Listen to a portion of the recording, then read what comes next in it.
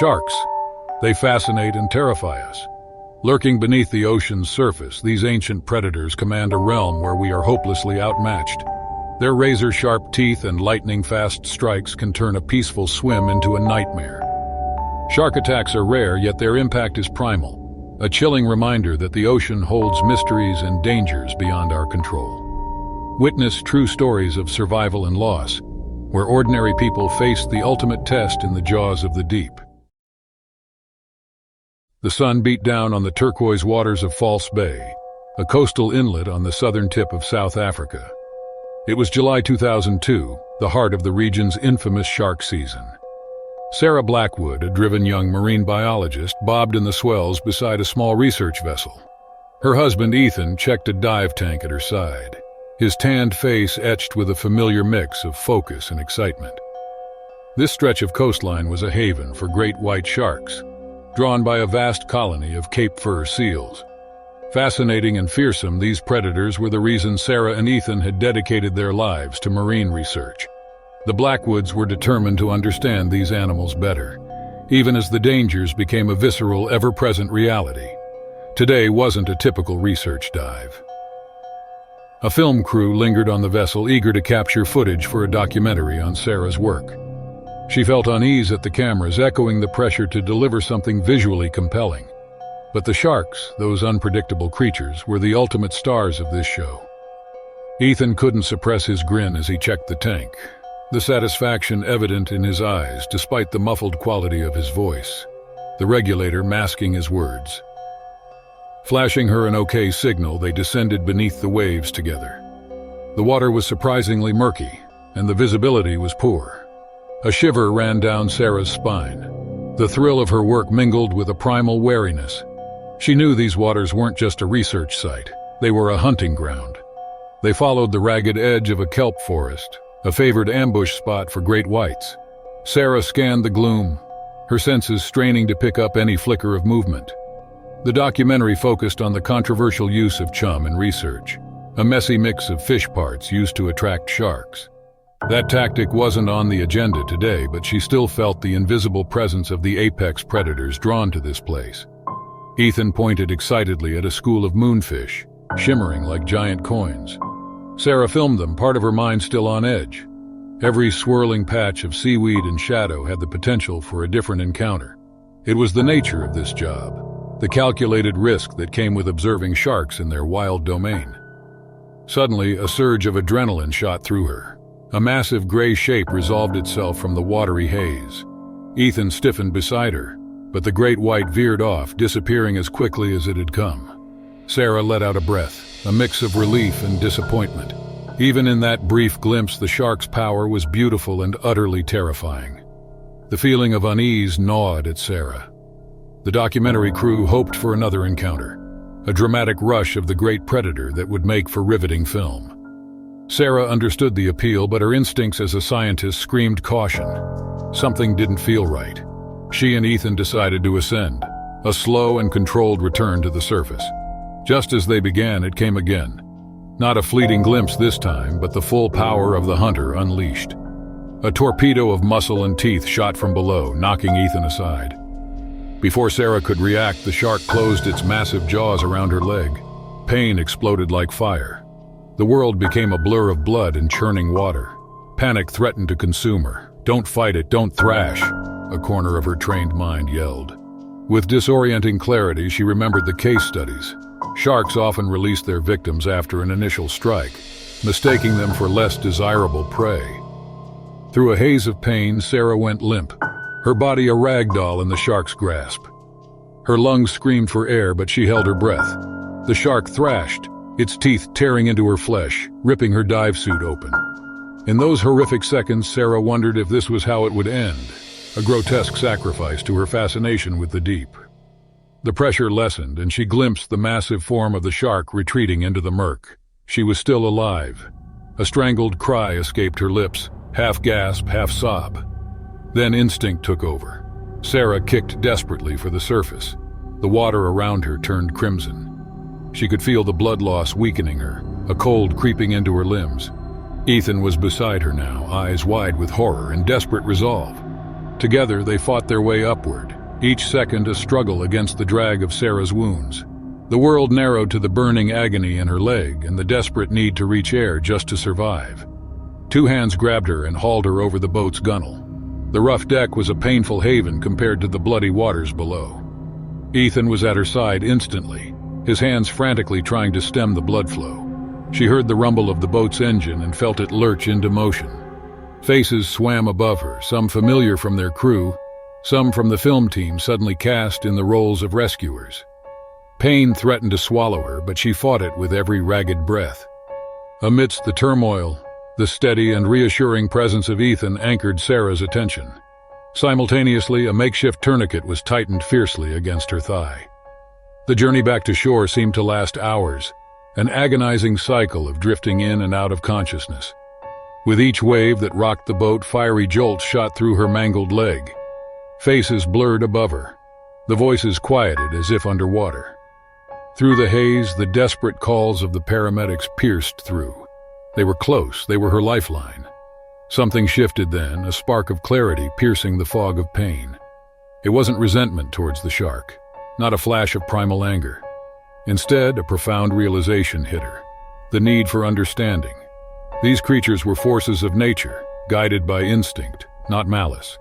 Her chosen path, studying these predators, suddenly felt more important than ever.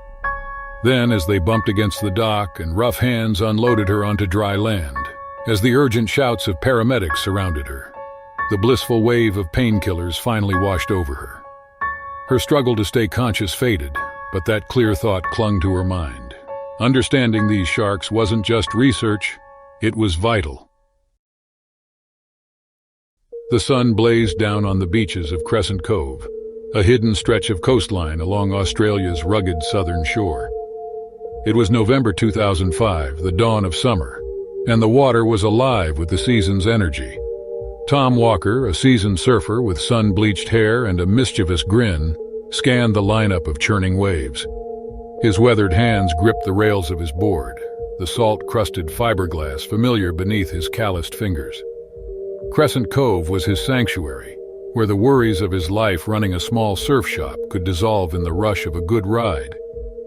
Tom's Tubes, they called it back in town, a half-joking tribute to his shack of a store and his obsession with the ocean. It wasn't a fancy life, selling waxed-up boards and sun-faded t-shirts, but it was his.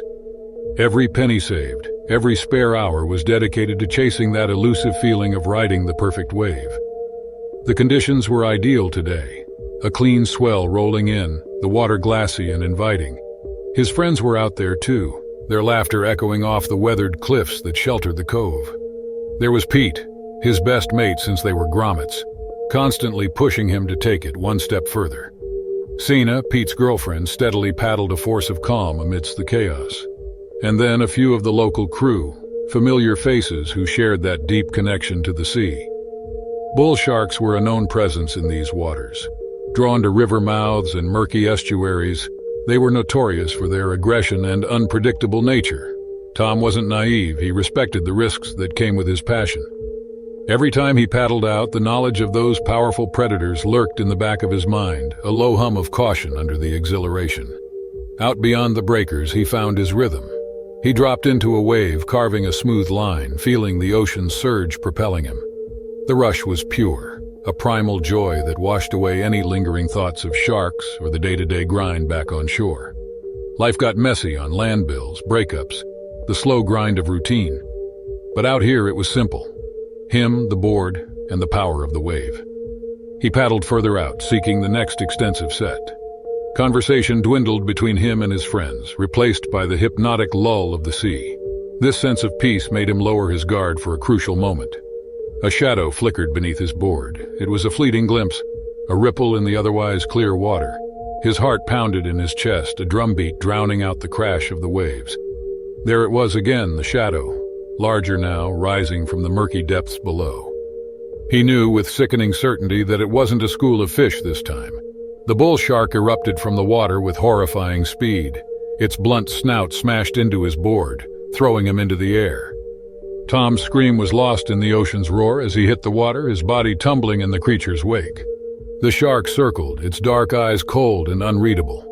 Tom thrashed frantically, his board snapped in half and useless. It lunged again, and he felt a searing pain shoot through his calf. Teeth tore through wetsuit and flesh, the water around him exploding in a swirl of crimson. Blind panic threatened to overwhelm him. His friends were shouting, a frantic blur in the distance. Paddled towards them, scream, fight. But the pain was crippling, and the shark wasn't done. It closed in again, its massive jaws filling his entire vision. Just when Tom thought this was it, that he would become another tragic statistic, instinct overrode conscious thought. He kicked out wildly, catching the shark's blunt snout. The blow was puny compared to the creature's force, but it momentarily startled it. Tom seized on that split second of opportunity. Adrenaline was flooding his system, so he ignored the unbearable pain in his leg and paddled frantically. He could hear Pete yelling, a mix of fear and urgency. Each ragged stroke pulled him further away from the shark, now circling at a distance, seemingly assessing its next move. The world became a blur of pain and relentless movement. His arm burned, his breath rasped in his throat. He couldn't see the shark anymore, but the fear of it relentlessly pursued him. Just keep paddling. Just keep moving. Suddenly, hands were on him, hauling him out of the water and onto the heaving deck of Pete's board. His leg throbbed in fiery waves, a grotesque, mangled mess. Senna ripped her t-shirt, a makeshift tourniquet to try and stem the relentless bleeding. The ride back to shore was a brutal symphony of pain. His friends took turns paddling furiously, the rhythm of their strokes against the water a harsh counterpoint to the screaming agony in his leg. Tom's vision tunneled, the world reduced to flashes of the sun on the water, the taste of salt and blood in his mouth. Someone was shouting at him, the words indistinguishable over the pounding in his ears. He wanted to answer, to scream back, but the effort seemed beyond him. Sand scraped against his bare back as they dragged him onto the beach.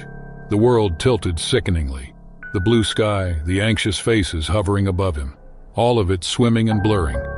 Strong hands pressed against his wound, rough fabric biting into his ruined flesh in a desperate attempt to stop the flow of blood. Needles pierced his skin, an incredible rush followed by a wave of blissful numbness. Yet even as his senses failed him, a defiant sliver of his spirit remained. He had looked into the eyes of nature's raw power, felt its teeth tear through his body, and somehow, impossibly, he endured. The shark, the pain, couldn't extinguish the defiant spark within him. He wouldn't surrender. This wasn't the end. He would fight. He would survive. The turquoise waters of Coral Bay sparkled under the midday sun. It was July 2006, and Emily Peterson found a world away from her usual office bustle in Chicago. This trip to the Bahamas was meant to be her escape, a week filled with sun, sand, and the simple joy of doing nothing. The rum punch she'd been sipping was already making her toes tingle. She could almost feel the tension of the past months melt away. Today she joined a small group for a snorkeling excursion.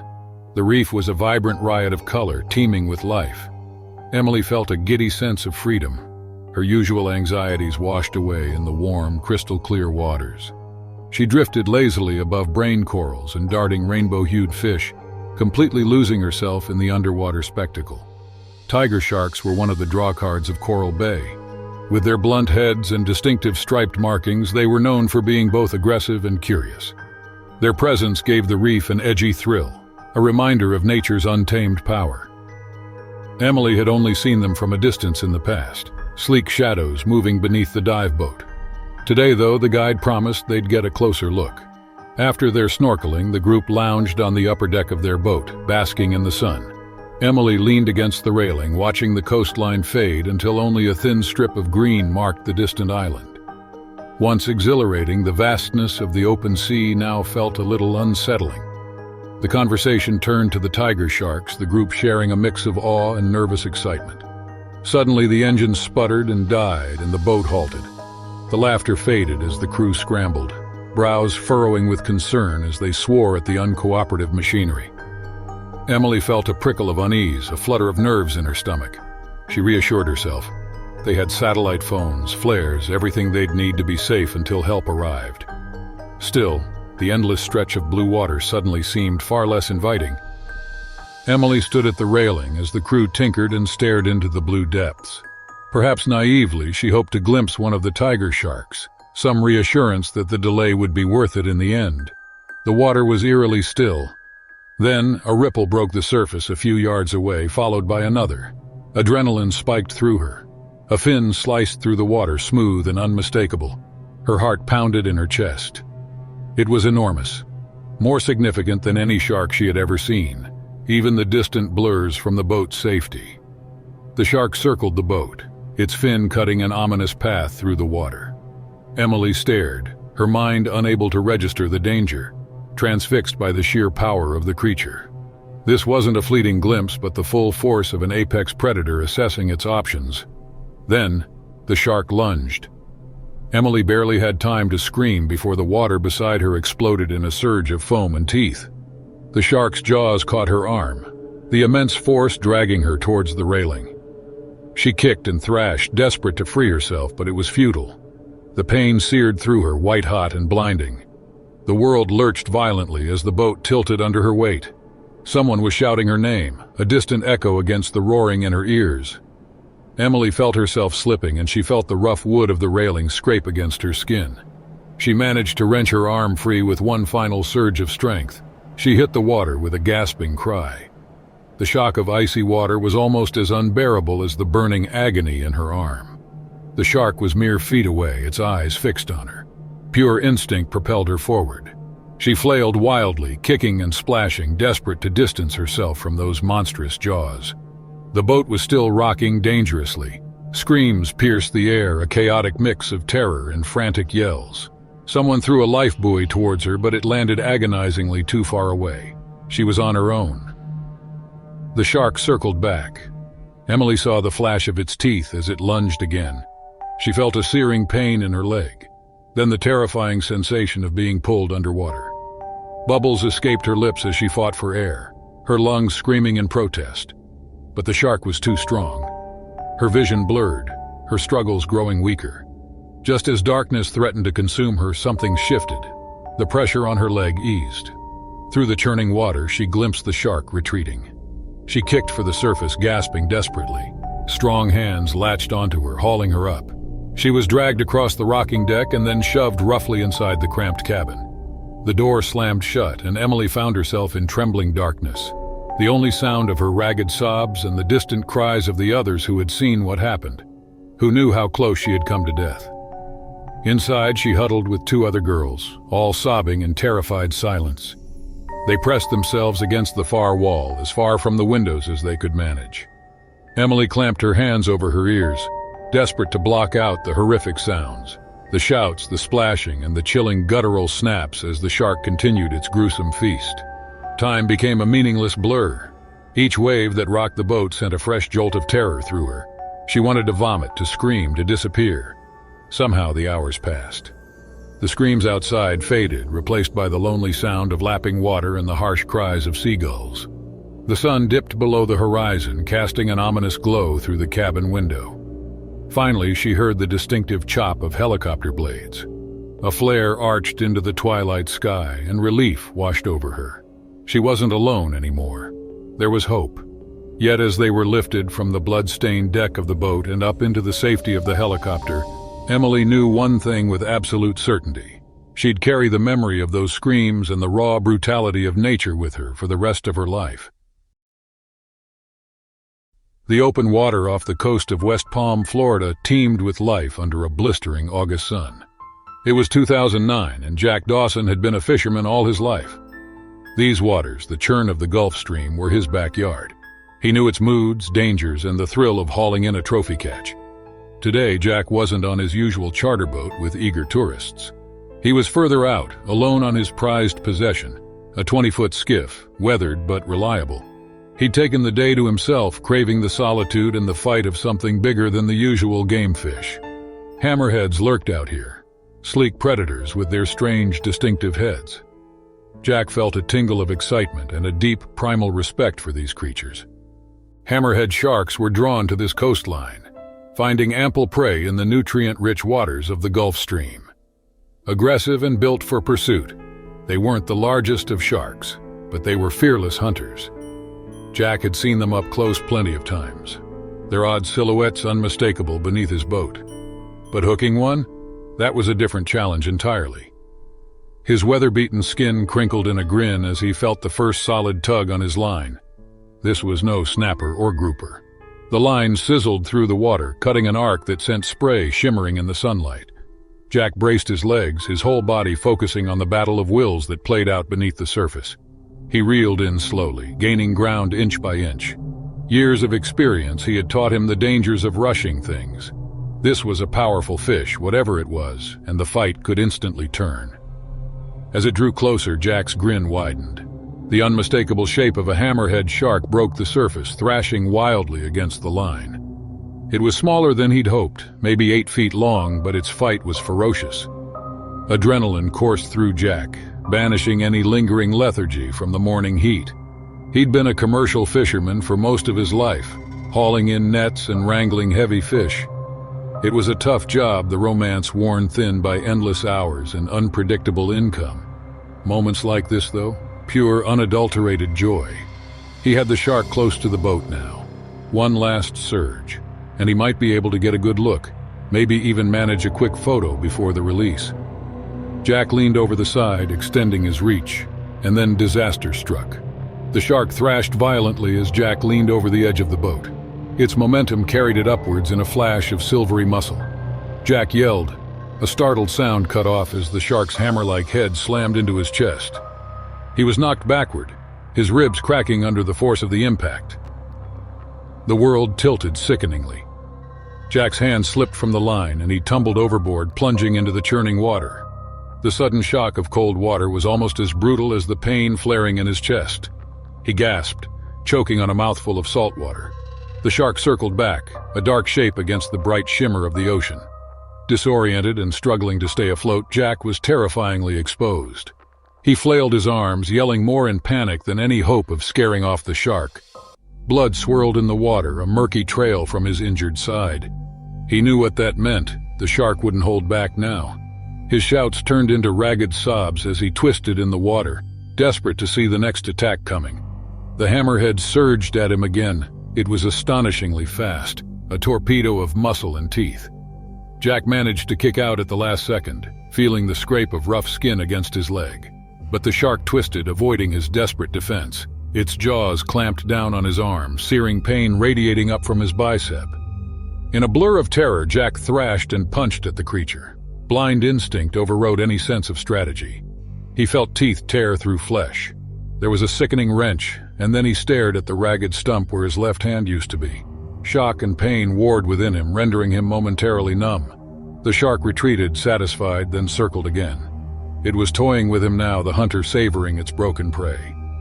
Jack's cries faded into choked gasps. The boat bobbed nearby, tantalizingly close yet impossibly distant. Despair began to creep over him, cold and insidious. Then through the haze he saw it. His fishing gaff, a sharp hook on a long pole, had fallen into the water with him. It floated just beyond his reach. Summoning a final burst of desperate strength, he lunged for it. His fingers brushed the smooth wooden handle. The shark sensed the shift, closing in for the final strike. It was almost too late. The great hammerhead surged towards him, its jaws gaping, but Jack had the gaff now. With a scream more of rage than fear, he thrust the sharp point into the shark's head. He barely felt the impact, only a jarring jolt that traveled up his arms. The shark flinched violently, then thrashed away, painting the water crimson. Jack watched it retreat, its movement sluggish now. It was hurt, maybe dying. In that bloody victory there was little satisfaction, just a bone-deep exhaustion. Struggling, choking on salt water, he hauled himself towards the boat. His vision was blurring, and he could barely cling to the side. Each ragged breath brought a fresh wave of agony. Digging deep, fueled by a desperate will to survive, he somehow managed to pull himself back on deck. He crumpled there, a sobbing, broken mess. But he was still alive. The California sun beat down on the calm waters of Moonlight Bay. It was a crisp September morning in 2001, and Mia Bennett had no better place to be. An upcoming swimming competition dominated her thoughts. This wasn't just any race. It was the regional qualifier, a stepping stone towards her ultimate dream of the Olympics. Mia was relentless in her pursuit. The pool was her sanctuary, and the rhythmic strokes and the burn of exertion were a form of meditation. Hours spent training had honed her body into a streamlined weapon, propelling her through the water with power and grace. People called her the little fish, a nod to her slight build and relentless pursuit of those precious extra seconds separating victory from mere participation. Out in the open ocean, training took on a new edge. She was acutely aware of being out of her usual controlled environment. Even in the calm, protected waters of the bay, the vastness of the sea instilled a sense of respectful caution. But there was a thrill to it, too, knowing she was pushing her limits, testing herself in a way the pool never could. Mako sharks were a known presence along this stretch of coastline. They were drawn to the deep drop-offs outside the bay, seeking larger prey.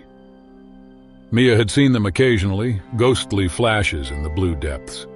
The fastest sharks in the ocean fascinated her as much as they instilled a certain primal unease.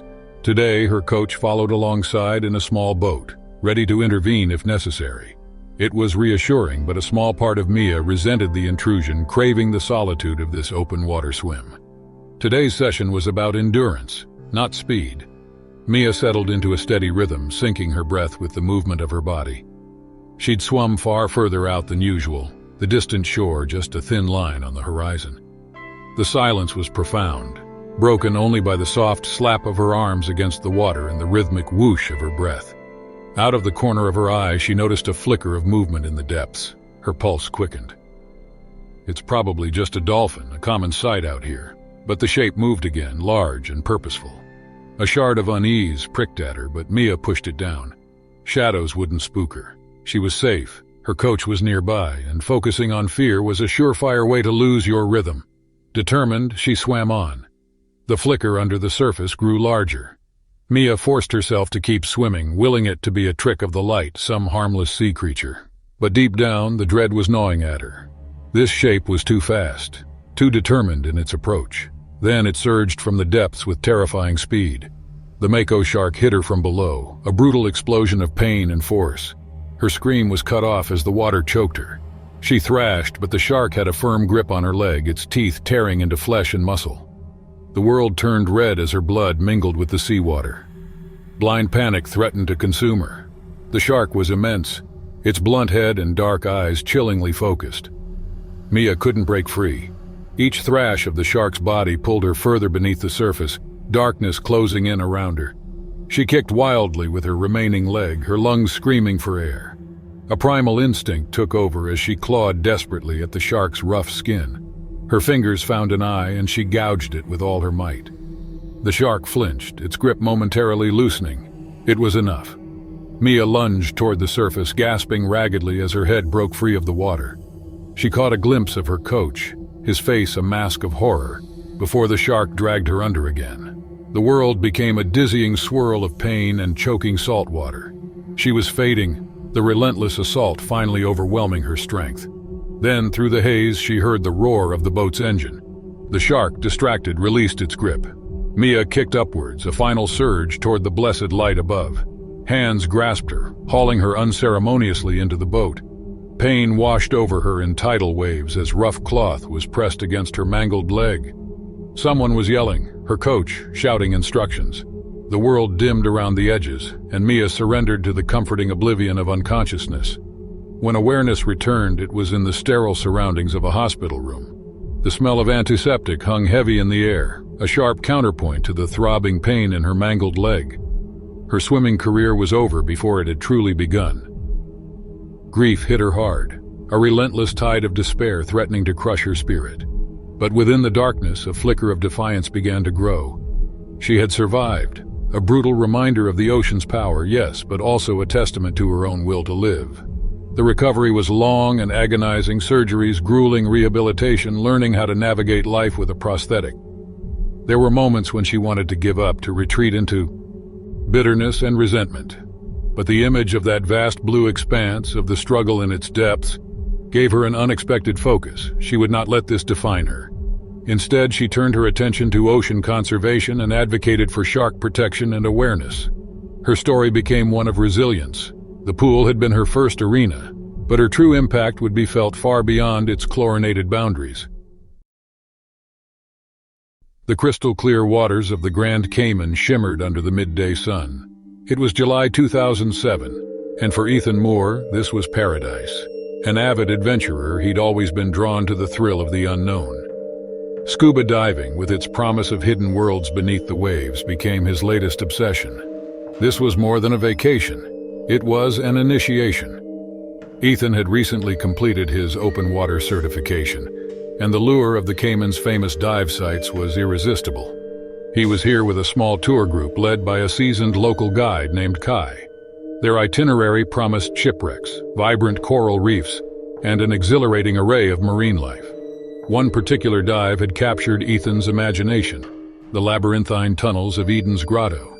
The brochures described a maze of underwater caves, sunlight filtering through the openings to create an ethereal glow.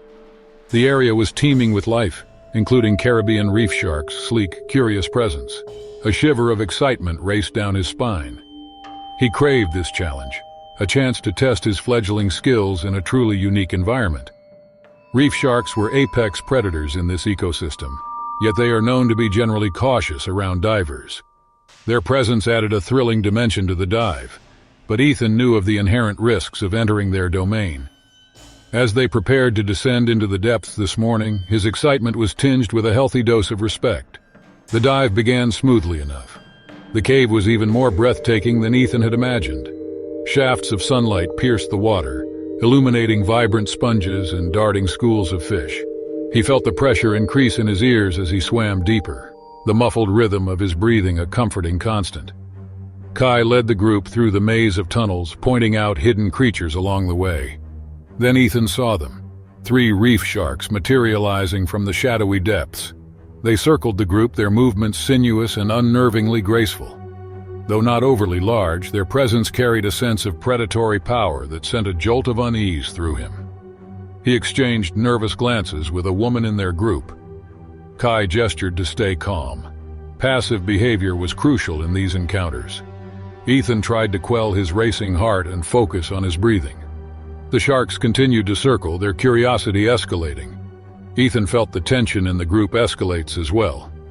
They were far deeper into the caves now, visibility limited. The sense of wonder he'd felt moments before was overtaken by a prickling unease. Kai kept a watchful eye on the sharks, his hand poised near his tank's air release valve, the signal to retreat to the surface if things took a turn. Then it happened. One of the tourists panicked, thrashing in the water and making a loud, distressed noise. The sudden movement triggered a chain reaction. The shark surged forward, the lead shark snapping at the diver's flailing leg. The woman screamed a blood-curdling sound that reverberated through the confined space. Chaos erupted. The other 2 sharks joined the frenzy, drawn by the scent of blood and the panicked movement. Ethan was knocked sideways by a surge of bodies as the other divers scrambled away. His regulator was dislodged from his mouth. He gasped, a strangled sound lost in the chaos as he flailed for the mouthpiece. In the dim light, he saw the injured diver being dragged further into the cave, the sharks tearing at her. A primal fear twisted in his gut. He had to get out now. He kicked wildly, desperately searching for the way they'd come, but the confusion of the attack had disoriented him completely. Ethan found the mouthpiece and gulped, his heart pounding against his ribs. The air in his tank was running dangerously low. Each second he spent lost in this murky labyrinth felt a step closer to a suffocating death. His vision tunneled, the world reduced to twisting passages and flashes of silver as the sharks darted past. He twisted into another narrow opening, scraping his bare arms against a rough rock. It seemed like a dead end, the space barely wide enough to move. And then he saw it, a faint glimmer of light up ahead. Hope surged through him, and he kicked harder, forcing his way forward. The tunnel opened into a small cavern, sunlight filtering through a crack in the roof above. Ethan hauled himself to the surface, gasping for air. He was alone. He struggled to regain his composure, his breaths ragged in the enclosed space. His tank was almost empty. Panic threatened to consume him again.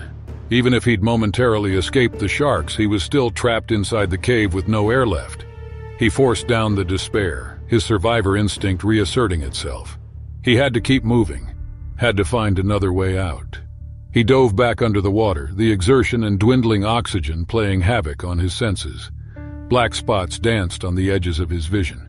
He swam blindly, his outstretched hand suddenly catching a gap in the rock face. A narrow channel just big enough to squeeze through. Could this be his escape? With a final surge of strength, he pulled himself into the opening, scraping his skin raw against the jagged edges. The tunnel twisted upwards, a sliver of light beckoning him onward. His tank was almost empty, each ragged gasp filled with the metallic taste of panic. The pressure in his ears lessened. He had to be nearing the surface. He kicked frantically, his vision blurring. Lungs screaming, he burst into the dazzling light of day from the confining tunnel. Gasping like a beached fish, he broke the surface, the salt sprays stinging his eyes. The dive boat was thankfully close by. Someone spotted him and yelled in alarm. Waving weakly, he tried to shout, but his voice was barely a croak. His muscles gave out, unable to fight anymore. He swam with every ounce of strength left, his body threatening to betray him. Strong hands latched onto him, dragging him over the boat's gunwale. Rough blankets were thrown over him as he collapsed onto the deck, shivering uncontrollably. He managed a choked sob, then drifted into a darkness filled with the relentless pounding of his heart. Safe, alive, but forever changed. The exhilarating beauty of diving would forever be tainted with the terror and the raw reality of a world where he was not the apex predator.